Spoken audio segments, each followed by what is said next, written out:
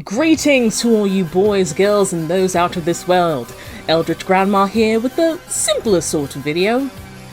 Over on my Tumblr blog, yes, Tumblr still exists, artists please come back! I have something called 0 to Tentacles. It's basically where people drop monster and non-human character designs and I either rank them on their overall fuckability, or I just express and acknowledge high points of monster and non-human character designs that often go underappreciated. Usually these are answered in text form, but with this batch I figured that I would change things up a bit and put my responses into video form. Without further ado, Marquis de Glad submitted, because I'm full on the brain rot and I'ma drag everyone down with me, 0 to Tentacles, the cast of the Amazing Digital Circus. First off, let's take a look at our enigmatic ringmaster Kane. So, Kane is a very interesting application of both Gooseworks' approach to character design, as we'll see with the later character, and the current appeal of object head characters. All brought together in a zany package that is only accentuated by Alex Rochon's performance.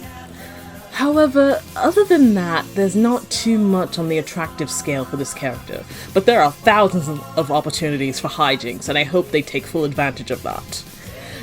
And just one more note, I did actually see some smut of Kane a few days ago, and yeah, it just goes full on to that factoid of there's nothing attractive about this character that I think, oh gee, I have to draw this character with their cock out, so yeah. Next, let's look at Gangle. This is a case of a simple design speaking wonders. Her body is literally just a ribbon, but the incorporation of both the comedy and tragedy masks, even though the prior was broken in the pilot, still gives her some weight. Also, I feel like this is the ultimate execution of the thin, soft-spoken waif character, in the same vein as all those MLP headcanons that draw Fluttershy as the tall, super-thin cottagecore girl. Zooble! My overall favorite design in the entire cast. This character screams, I am a Gooseworks creation. All of the different elements of her composition are just so aesthetically pleasant when put together like this. I love it, 10 out of 10, no notes, can't wait to see more of her. Jax. This show's resident Tumblr sexy man. You would think it would be Kane, but no, the amount of porn I've seen of Bugs Bunny's cousin with the West Hollywood apartment over here. And the thing of it is, Jax isn't that hot, and his design is just so basic. I'm sorry. I like the approach to his mouth and how no matter what expression it takes, the entirety always connects to his head, aside from that one time where he was being strangled by Zooble. But other than that, Ragatha. I'm just waiting for the day when we get a full series for this show, where we start getting the human names for these characters, and Ragatha's is something basic like Tina or Beth. If you know, you know. But Ragatha's cute. An interesting approach to a doll character. Especially when it's so common to see people go with a marionette or porcelain doll approach as an easier way of conveying this trope. Also, Ragatha and Pomni is such a cute ship. I'm sorry, but really, I'm not. Speaking of Pomni, oh boy, another cute girl failure character with anxiety. Finally, a relatable character just for me. I'm just kidding. So, aside from her freakouts, Pomni is there. I do like how her eyes were designed. Kaufmo, I'm sorry, most clowns just aren't sexy. However, abstracted Kaufmo, I would climb that like a tree. Yes, while editing this video, I realized that I forgot to do a section for Kinga and Bubble. So, Bubble is just the perfect little weirdo, the most perfect little weirdo, and Kinga, well, I'd like Kinga to ring my bell if you catch my drift. I think you do. Thank you very much. Next we have Hideaway Fairy, who submitted For 0 to Tentacles, could you please rate Aurochs? He's got a dragon form. And Edward, you're going to have to add Night Creature to the search for this one to make sense.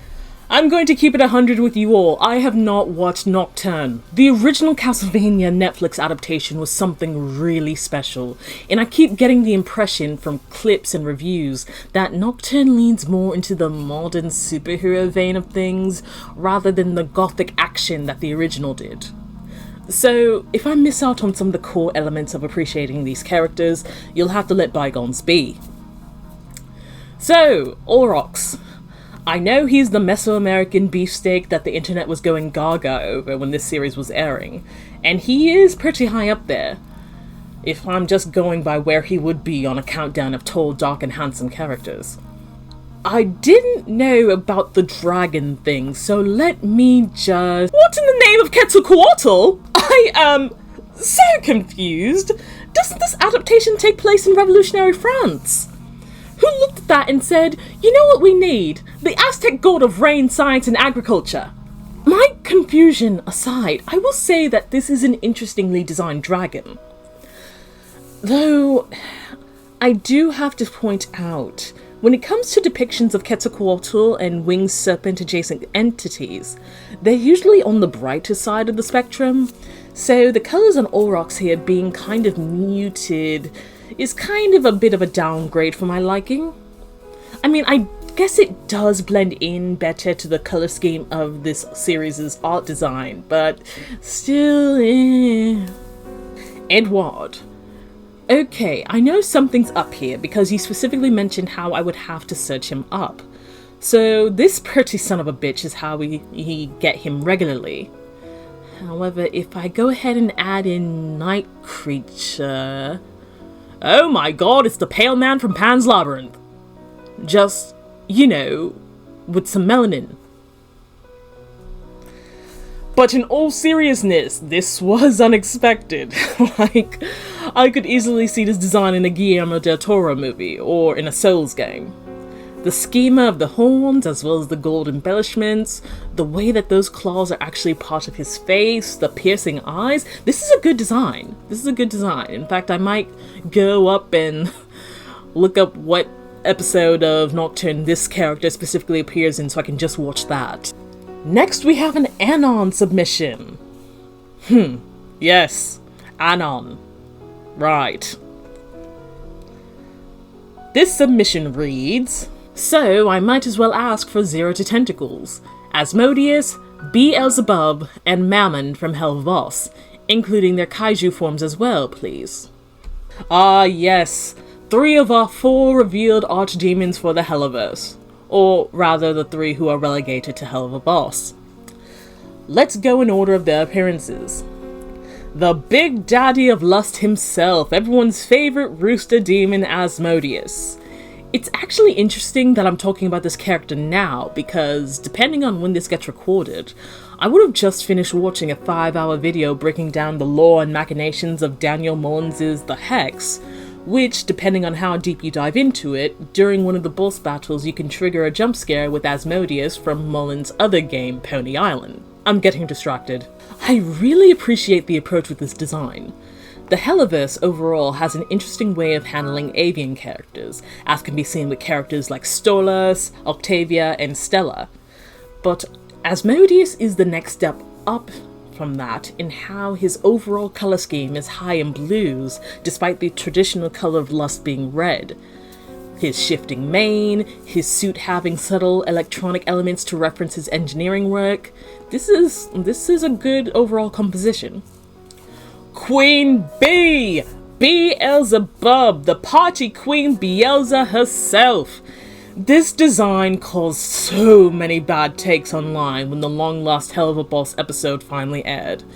And the sourest aspect of it had to be how a lot of the bad takes were coming from other indie creators.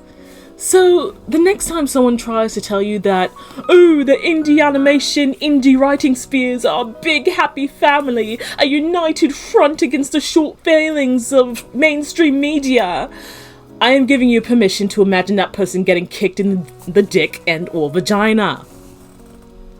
I'm getting distracted again. this is a fun design. I'm very much a fan of monster and non-human designs that combine elements from different animals and creatures, hence why I'm a fan of the works of Sam Fennah. And this character being a bee fox with magic literally wafting off of her in the form of her hair and tail is a feast for the eyes. Mammon! Look at this Christmas tree looking motherfucker right here. Out of all the deadly sins, Mammon is unfortunately my least favourite design-wise. But that's probably because next to Ozzy and Bee, his design is so basic. He's a bastard you love to hate, but I wish something could have been added to that design. And yeah, if we look at the circus archetypes that Viv has designed each of the deadly sins to embody, Lucifer being the ringmaster, being an acrobat / concessions girl, Asmodeus being the fire spinner, and Mammon being the clown, he does fit his job. It's just, look at this Christmas tree looking motherfucker right here. Don't worry, I'm not skimping out on talking about the rage forms. As much as I love Asmodeus, he does kind of get the short end of the stick here because it's just angry fire chicken. I always love seeing this animated, but in terms of design appreciation, yeah. Bee's rage form, making her more insectoid, is something that can definitely be appreciated, especially in regards to her two lower eyes and the sound design incorporating louder buzzing noises. Also, I mean, it's never a bad time to see a giant woman. But the one that I feel the most conflicted on has to be Rage Form Mammon, because this is definitely an improvement on his base design. The manifestation of his predatory nature in the form of this arachnoid element definitely brings some top marks. But at the end of the day, he has the same problem that Rage Form Asmodeus does. Instead of angry fire chicken, we get angry poison spider. But I do appreciate the sheer size he has on Asmodeus, because, like I said on Tumblr when the mid-season finale dropped, it's good to have a visual representation of this universe's lore, the portion that states that Asmodeus is the weakest of the deadly sins. And that's all I have for this batch. I don't know when the next time I'm going to tackle Zero to Tentacles in video form will be, but hey, if I get overwhelmed with the amount of asks, this might just be a good way to knock a bunch of them out. Thank you for watching. I'm over on Tumblr at The Literary Wolf, and I'm over at itch.io selling a light novel, so if you're interested in something like a quick read, I'll drop a link. Well, if you're interested in a quick read that has to do with kinky shenanigans, overall ultraviolence, and just dumpster fire people being dumpster fires, I will link that in the description below. Thank you all for watching. I hope you all have a beautiful rest of your day, evening, whatever time of the day you happen to be watching this. Take care now.